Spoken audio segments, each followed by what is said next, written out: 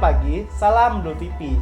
Kembali lagi bersama saya, Serviko Tridya dengan rekan saya, Aldila dalam acara Pagi Banget. Pemirsa, pagi ini kami akan membahas tentang kenaikan harga bahan pokok yang terus meroket. Benar sekali, kira-kira apa ya yang menjadi penyebab harga bahan pokok ini naik? Apakah karena cuaca yang tidak menentu? Atau karena permintaan pelanggan yang terus melonjak? Mungkin agar lebih jelas, kita akan mendengarkan rekan saya yang sudah berada di lapangan. Untuk Abdul, dipersilahkan. Baik, terima kasih Serviko dan Aldila. Di sini saya sedang berada di pasar tradisional Candi Mas. Bisa kita lihat, meskipun keadaan bahan barang pokok ini sedang naik, akan tetapi keadaan pasar masih seperti biasa. Untuk memahami lebih dalam, mari kita langsung terjun saja untuk bertanya kepada para pembeli bagaimana dampaknya bagi mereka. Ya teman-teman, bisa dilihat keadaan pasar masih seperti biasa dan kondusif, meskipun barang-barang beberapa masih terlihat cukup naik. Ibu, mohon maaf ganggu waktunya sebentar, Bu. Ya? Boleh izin bertanya tentang belanjaan hari ini, Bu? Oh, boleh. Ada tugas kuliah. Boleh ke sini dulu, Bu. Mohon maaf, Bu ya. Wawancarain deh. Oke, Bu. Ya, gimana? Di sini aja. Sebelumnya dengan Ibu siapa, Bu? Miranti. Dengan Ibu Miranti. Oke, Bu. Sebagaimana kita ketahui, Bu ya, bahwasannya beberapa hari ini bahan-bahan pokok kan lumayan naik dari cabai merah, ayam, bahkan telur ayam pun naik, Bu ya. Nah, sebagai ibu dari seorang anak nih, Bu ya, gimana dampak kenaikan bahan-bahan pokok ini, Bu? Aduh, pokoknya kalau semenjak naik semuanya nih, ya kebutuhan ibu rumah tangga kan banyak ya, semuanya naik. Ya harus pinter-pinter lah kita ngatur duitnya itu kayak mana. Apakah kenaikan bahan-bahan pokok ini mempengaruhi menu lauk di rumah Ibu? Dengan kayak semisal Ibu ganti ke yang lain, misal makan ayam jadi ikan atau bagaimana, Bu? Enggak sih, enggak berubah, cuman ya dikurangin lah mungkin porsinya ya.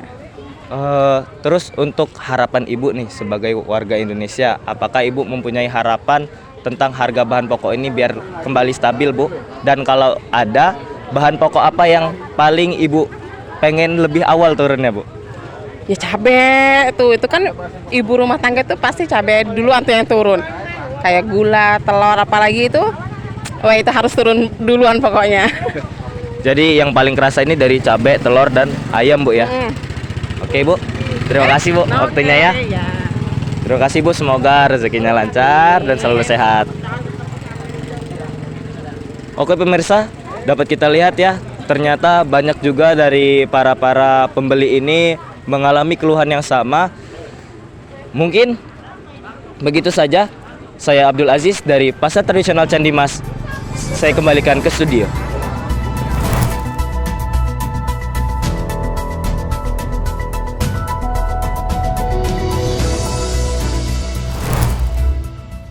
Baik, terima kasih untuk rekan Abdul atas informasinya. Sekarang kita akan mendengarkan informasi dari rekan Vina yang berada di lapangan. Kepada Vina, dipersilakan. Baik, terima kasih Aldila dan juga Serviko yang ada di studio. Di sini saya reporter Vina Harmonika akan melaporkan suasana di pasar dan bagaimana apakah ada kenaikan bahan pokok yang signifikan. Di sini saya sudah ada di Pasar Tradisional Candi Mas, tepatnya di Kota Bumi, Lampung Utara. Nah, bisa dilihat ya suasana pasar di sini cukup ramai dan tadi juga Saudara Abdul sudah melaporkan terkait keluh kesah pembeli ya tentang kenaikan harga pokok. Nah, di sini saya akan mewawancarai sedikit terkait pendapat para pedagang atas kenaikan bahan pokok. Apakah ada bahan pokok yang naik secara signifikan? Oh ya, pemirsa, saya juga di sini baru belanja ya. Tapi saya belum belanja untuk bawang-bawang dan cabai-cabai atau bahan pokok, tapi saya cuman belanja sayur. Jujur saya sendiri sebagai anak kos juga merasakan dampak dari kenaikan bahan pokok yang signifikan. Kadang melonjak tiba-tiba dan kadang turun. Ini mempengaruhi terutama karena saya pribadi sebagai anak kos juga perlu untuk mengatur keuangan kembali kalau ada bahan pokok yang naik. Nah, mari kita langsung aja kita tanya-tanya ke salah satu pedagang yang ada di sini. Selamat pagi, Pak. Pagi. Nah, dengan Bapak siapa, Pak? Bapak Untung. Dengan Bapak Untung. Sebelumnya ini Bapak jualan ayam di pasar ini sudah berapa lama, Pak? Oh, baru setahun. Oh, baru setahun ini. Jadi baru. Untuk untuk harga ayam potong di sekarang ini apakah ada kenaikan harga, Pak? Meloncat.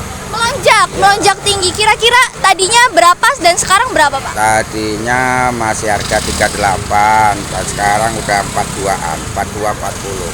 Oh, terus ada nggak sih, Pak, dampaknya dari kenaikan harga ini? Ada dampaknya, ya itu tadi sepi. Nah, Jadi penjualannya pun ini ya, Pak ya.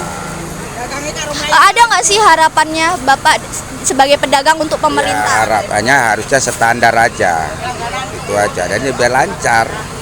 Tuh. Ini ya, Pak ya. Ya, Iya, Pak. iya.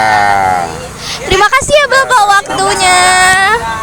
Nah, begitu tadi pemirsa, ternyata harga ayam juga melonjak cukup banyak ya, dan itu mempengaruhi pedagang. Nah, selanjutnya kita akan bertanya kembali kepada para pedagang yang menjual bahan-bahan pokok lainnya. Jadi ada nggak sih, Bu, dampaknya atas kenaikan ini?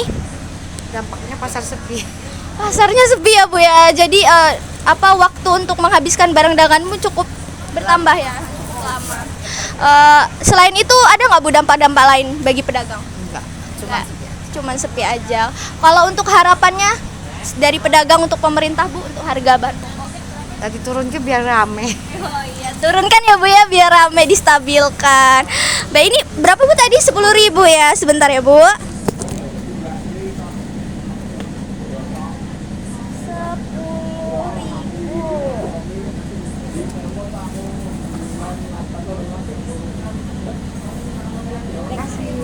Sama-sama, Ibu, terima kasih.